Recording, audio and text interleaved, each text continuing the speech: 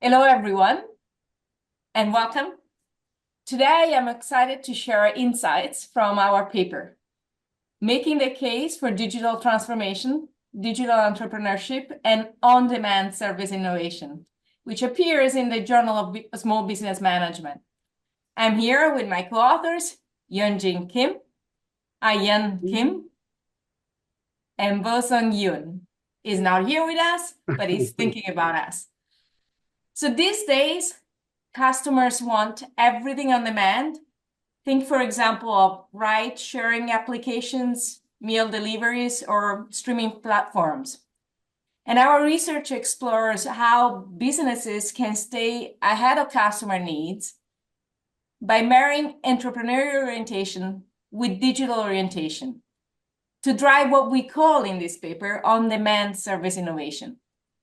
We found that organizations that are able to embrace a risk-taking mindset, what we call the entrepreneurial orientation, and are tech-savvy and digital responsive, that's what we call digital orientation, were far more likely to succeed in on-demand service innovation.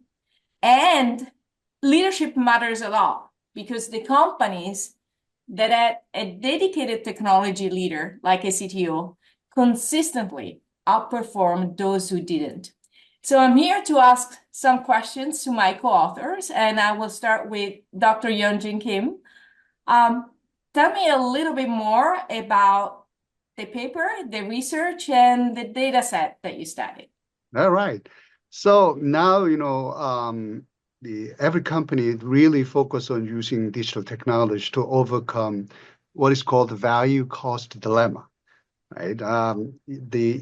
Even though you actually provide customers on-demand service, I mean, for each customers, you develop a new service or a product which they like, and in the form they like, at the time they like to have. But it is really costly. Without digital technologies, you can deliver it. You cannot deliver it. So digital technology is very, very important.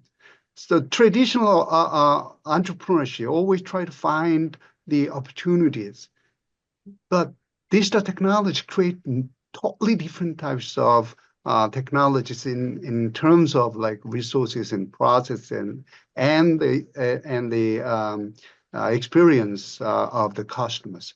So we're interested in this topic. Now, what's the difference now from the traditional entrepreneurship and digital entrepreneurship?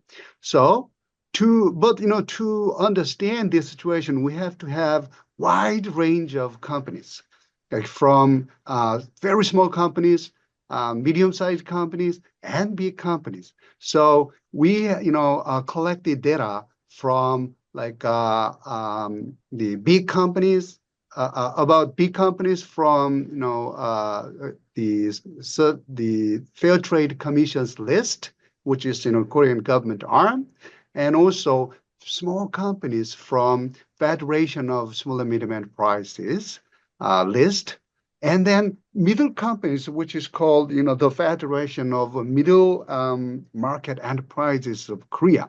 Even we add companies run by women entrepreneurs from the list of Women Entrepreneurial Association.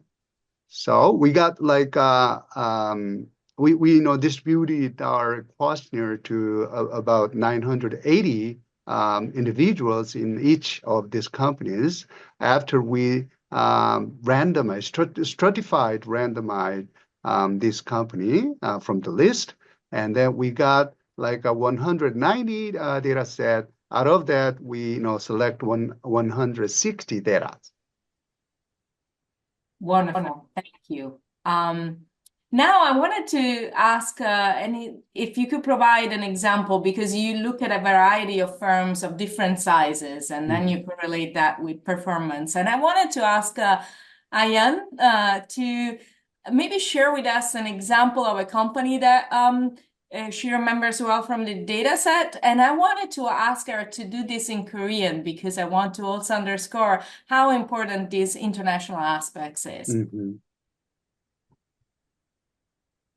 음, 한국에는 그 쿠팡이라고 하는 쿠팡이츠라고 하는 그런 기업이 요런 이 연구에서 나오는 CEO의 특성을 잘 담은 기업 중에 하나라고 설명을 할 수 있고 그 쿠팡이츠라고 하는 것 자체가 그 고객이 아, 원하는 그 특정 제품이나 서비스를 받을 수 있도록 백그라운드를 잘 어,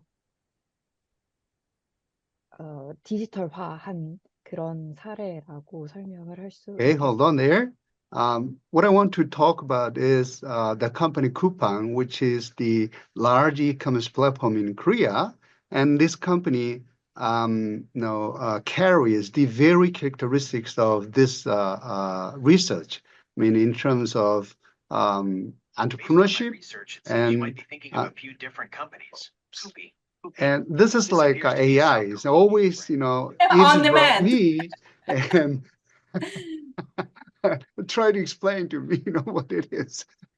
Okay, so this company, they carries all those characteristics of very digitally transformed company and leadership, and then they offer like Uber Eats, they offer Coupang Eats, and which provide very individualized or personalized service to each individual customers. Go ahead.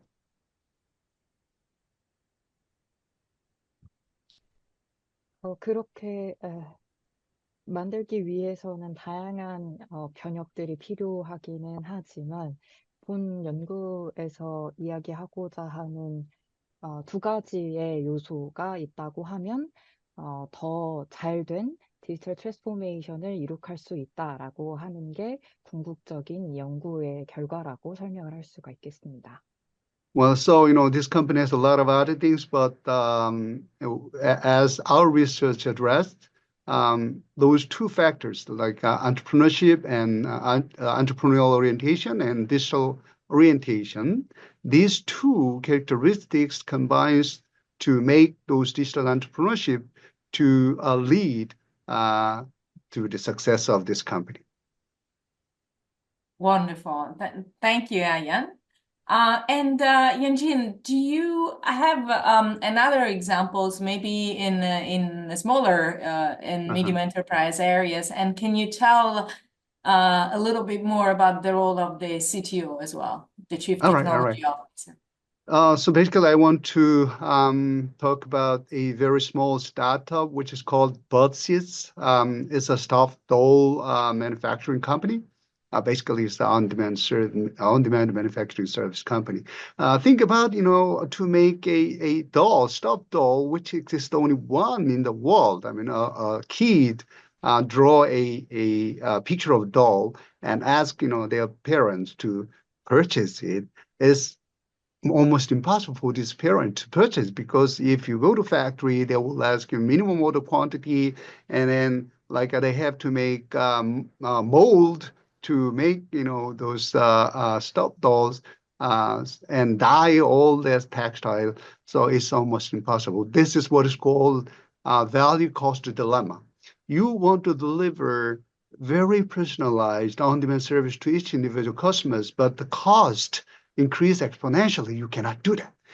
What this company has been doing is that they get the picture from this kid's mom, and then they pattern it by using digital technology, including AIs and human designer together, and then they digitally print it and digitally cut it, and then send it to seeming company, which in a very low cost country, and then they deliver that stuffed doll, order the stuffed doll to the customer at $100. Otherwise, the parents of this the kids need to pay about $100,000 or $150,000. This is very example of those digital transformation based on entrepreneurial orientation and also digital orientation. What I have to say is DTO.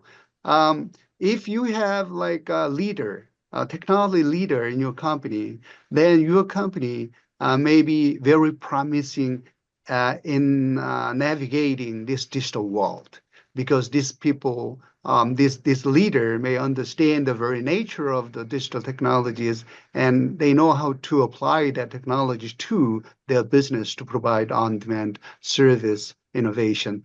And here in Korea, when you get, as a startup, when you get the capital from venture capital companies, they always check whether this company has a CTO or not.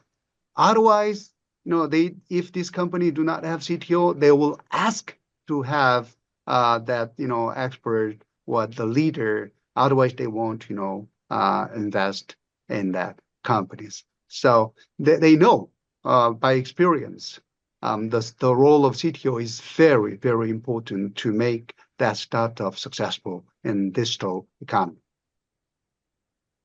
And that's exactly what the paper also finds, because it looks at the performance of the company in terms of revenue generation, and every time controlling for the presence or absence of a CTO, the paper actually finds that having the CTO will lead to higher firm performance, and there is a correlation there. So thank you for the work and the study, explaining the data set, and opening up this possibility of thinking that companies of many different sizes, larger or smaller, really have an opportunity to provide the on-demand and personalized services that many customers are looking for, and they can do that better if they have the right leadership in place.